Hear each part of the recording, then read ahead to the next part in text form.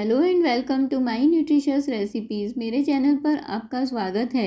शुरू करते हैं अपनी आज की रेसिपी। ये देखिए, मैंने एक बोल से भी कम यहाँ पर बेसन लिया है। फिर हम उसमें डाल देंगे आधा चम्मच नमक।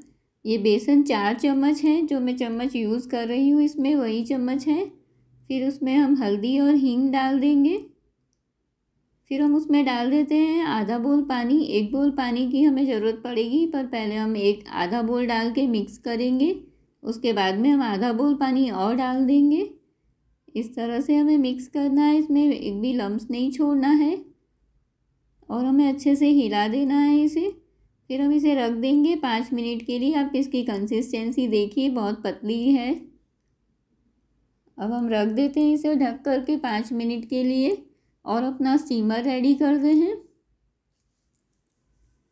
स्टीमर की ट्रे को मैंने हल्का हल्का ग्रीस कर दिया है और स्टीमर में पानी डाल के रख दिया है गरम होने को। तो अब ये देखिए, इस ट्रे पर हम इस तरह से पहले एक ट्रे पर स्प्रेड कर देते हैं, अपना आधा बैटर स्प्रेड करेंगे। ये काफ़ी पतला है, तो इस तरह से हम करेंगे तो ये फैल जाएगा। फिर हम रख देते हैं इसको स्टीमर में। अब हम दूसरी ट्रे रख देते हैं, इसे भी मैंने ग्रीस करके रखा है। अब हम इसमें डाल देते हैं अपना बचा हुआ बैटर। अब हमें मीडियम टू हाई फ्लेम पर रखना है और सिर्फ 2 मिनट इसे पकाना है। अब 2 मिनट के बाद में इसे चेक करेंगे, आपको पता चलेगा काफ़ी फटाफट स्टीम हो गई है, क्योंकि ये बहुत पतली होती है और स्टीमर ऑलरेडी हमारा गर्म होता है, तो बहुत ही फटाफट काम हो जाता है इसमें। ये देखिए, अगर आपने ज़्यादा बैटर लिया है तो आप इस तरह से इन्हें निकाल के ठंडा करके फिर वापस से रख सकते हैं। तो अब ये देखिए हो गई है। तरह से हमें कट करना है और फिर हमें इसे रोल करना है।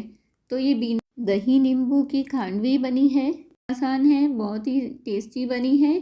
जिनों के लिए जब तिथि में वो नहीं खाते हैं कुछ भी हरी सब्जी वगैरह, तब ये बहुत काम आती है।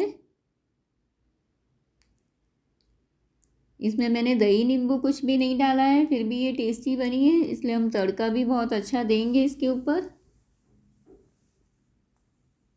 ये देखिए, काफ़ी अच्छी तरह से रोल भी हो गई है। अब हम इसमें डाल देते हैं थोड़े से चिली फ्लेक्स और फिर हमने इसमें डाल दिया है ऑयल में राई डाल दी है और उसके बाद में करी लीव्स सूखे हुए हैं ये और तिल डाल दिए हैं और इसके ऊपर स्प्रेड कर देते हैं। तो ये देखिए कितनी अच्छी लग रही है। एक बार आप ज़रूर ट्राई कीजिएगा इस तरह से बनाने की, काफ़ी फटाफट काम हो गया इसमें।